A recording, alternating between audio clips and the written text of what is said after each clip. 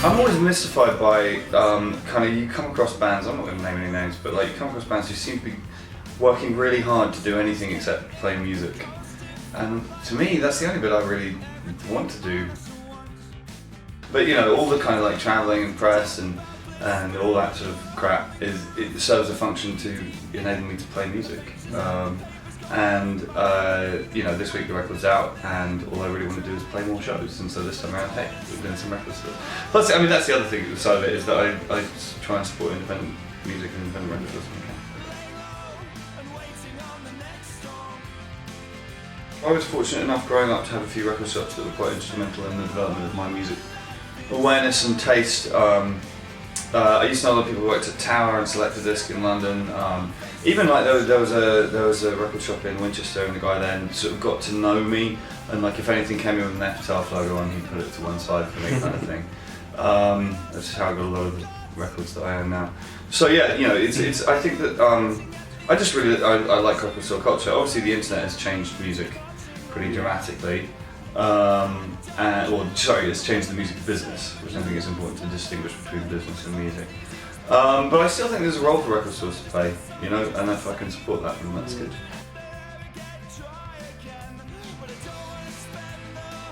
Yeah, definitely. I mean, it's been a long day. I was in Rise Bristol earlier today, so I'm going to sleep really well tonight. That's the other thing. We played in. I did 2 shows yesterday in Manchester, and all the guys in Flogging Molly showed up at the second one, and it was like, it was lovely to see him, but there was also a degree of like, oh no, like I'm just gonna get really drunk now, which we did. I seem to have written a record that normal people like and music journalists don't. Because, I mean, we've had some good reviews, we've had some really kind of shitty, sarky reviews as well, but I haven't really I haven't seen that many. I mean, I'm not monitoring the internet like a kind of obsessive, but like, haven't really seen many people who are kind of fans kind of going, oh, this one. Most people seem to think there's kind of a return to what I was doing a little bit earlier, which was kind of the intention in a way. Take Big Heart was sort of a sort of stylistic foray for me, and parts of it I enjoyed and parts of it I didn't.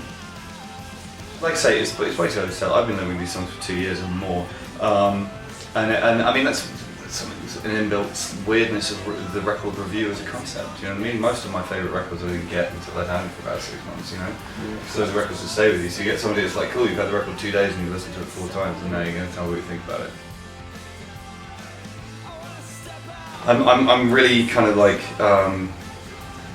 adamant that I'm not trying to kind of promote a message or an ideology or anything with my music, you know, and I think I'm not. Sometimes people email me and ask me like, what does this song mean? And there's no answer to that question other than it means whatever the fuck you want it to mean. You know, it's really, I'm not kind of like trying to kind of make people think or feel in a certain way. I mean, having said that, you know, it's a record that's about kind of defiance in a way, and about kind of standing up after you've fallen down. But I mean, if somebody listens to it and it makes them feel sad or psychotic or hilarious or whatever, it's not up to me to dictate what people think.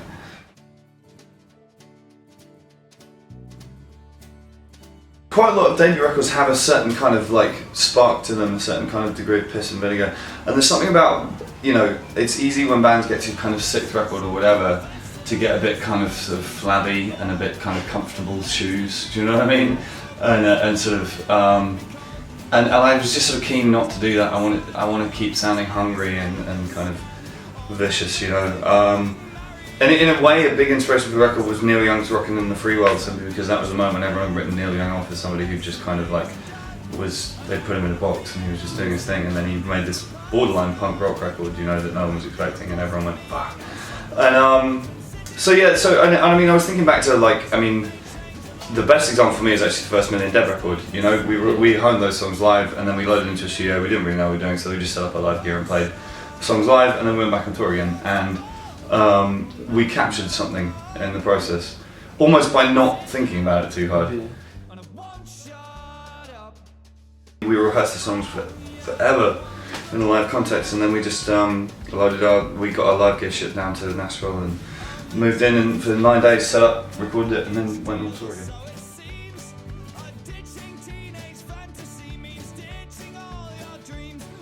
While I do believe in the album as a kind of holistic, artistic concept, I do also think that I try to just kind of gather the best songs that I've written recently and get them out there. That's another way of looking at it. That song kind of existed, and just, you know, like the guys in the Sleeping Souls were like, you need to fucking record that song and you need to put it on this album.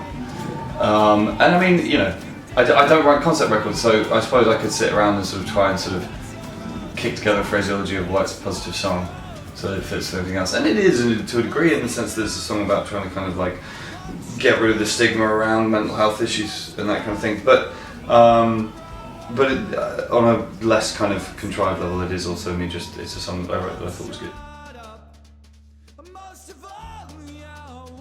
In my head, I had a vision, I suppose would be the word, for what I wanted this record to sound and feel like from very early on. I actually had the track listing and I had the running order and everything from quite a long time ago. And I then had to get it past a lot of other people, like record label, A&R types, management, whatever.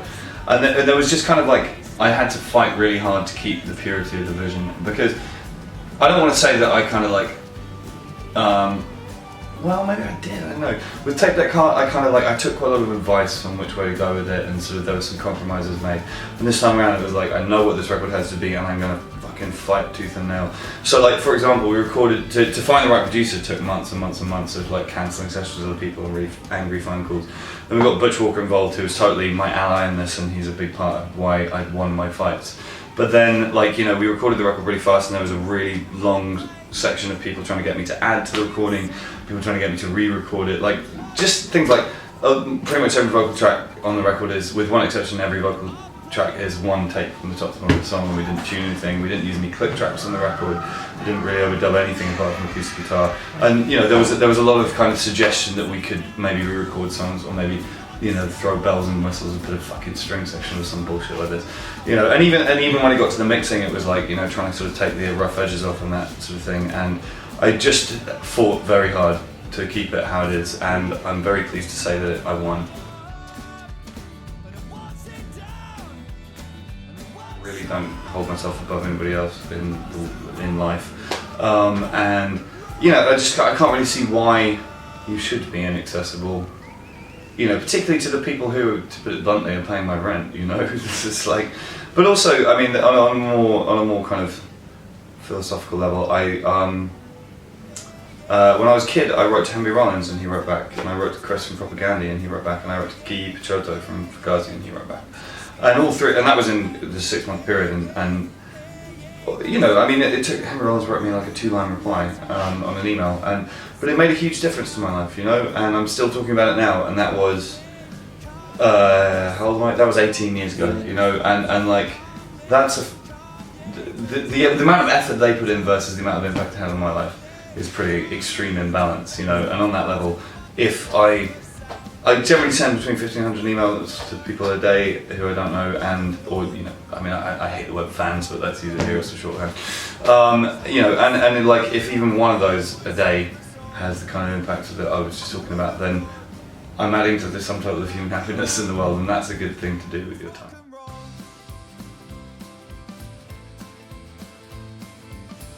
I have a slightly weird relationship with Glastonbury. So, somebody up there doesn't like me for some reason. They've been quite weird about booking me.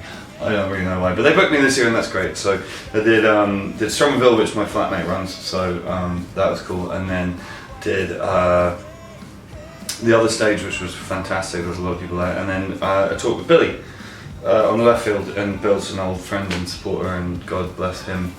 Yeah, so we did those, and then I promised my mom I'd play this local fundraiser for her local school, so I went and did that. It was I was very tired by the end of it, but it was cool, it was good to do.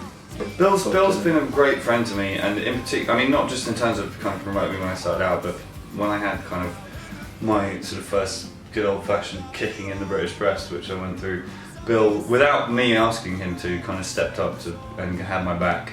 And for that alone, I will defend that motherfucker till the day I die. Do you know what I mean? He's a good fucking soul.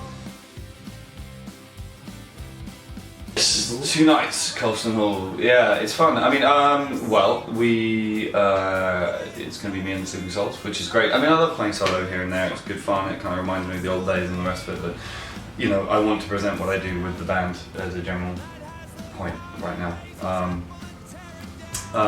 But yeah, we'll be coming through. We'll be doing our thing. I mean, I'm excited about it. We've got some great supports. We've got a band called Skinny Lister on Extra Mile Recordings, who are fucking great. They put on such a great live show, and they're great people. And then we've also got the wonderful, the incredible Will Varley opening the tour, who I think is the best songwriter I've heard in a decade or more. He's self-released 2 records. He's just signed to Extra Mile and just made his first record for Extra Mile. I'll admit my involvement. I've sung backing vocals with quite a lot of it, but he sent me a finished copy of it the other day, and it is one of the most remarkable pieces of music I've ever heard in my life. And if he doesn't become considerably more successful than me, then there is no fucking justice in this world. He is one of the most amazing people I know. Simple as rock and roll would save us all. Now who'd have thought? After all, something so simple, something so small.